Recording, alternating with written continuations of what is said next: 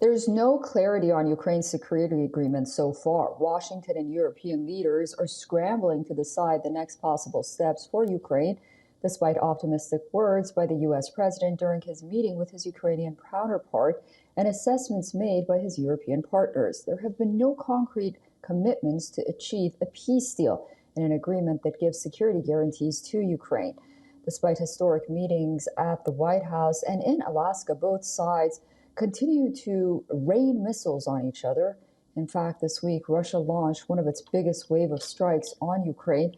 Russian forces struck Ukraine with over 600 drones and missiles in one of its heaviest bombardments. The worst affected areas in Ukraine are Lviv and Sumy, where scores of civilians have been injured and energy infrastructure is in tatters. It has been 4 days since Trump met Zelensky and European leaders. Ever since the idea of a trilateral meeting between Trump, Zelensky, and Putin came to the fore, the Ukrainian president has made one demand.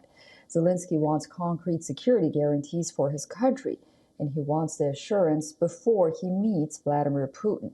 Over 30 defense chiefs from across the NATO alliance held what was dubbed as a candid virtual discussion on Ukraine's security guarantees yesterday. However, the outcome of the meeting remained inconclusive.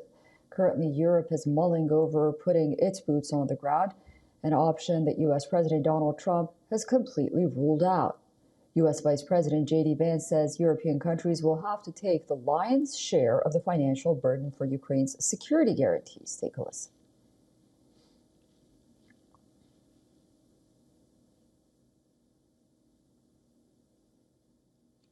In a recent interview, Trump said, "We'll give them very good protection," hinting at providing U.S. air power to enforce any agreement.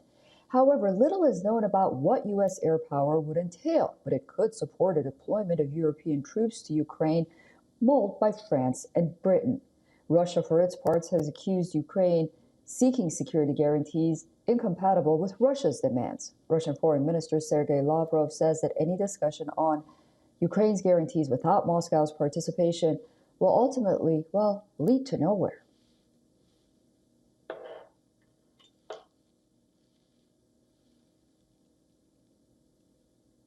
Joining me live on this broadcast from Berlin is Ben Aries, founder and editor-in-chief of BNE IntelliNews. Thank you so much for joining us on WION.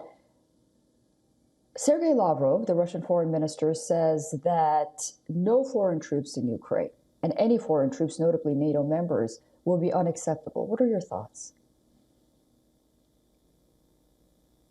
Well, if you think about the reasons that we went to war in the first place, what Moscow was demanding in December 2021 was a list of 8 demands that was topped by no membership for NATO for Ukraine. It was demanding ironclad legal guarantees that Ukraine would never join NATO. And what here we have is the Europeans are proposing is to put NATO troops in effect into Ukraine, which is the very thing that Russia was objecting to at the beginning. So for the Kremlin, this is a complete non-starter.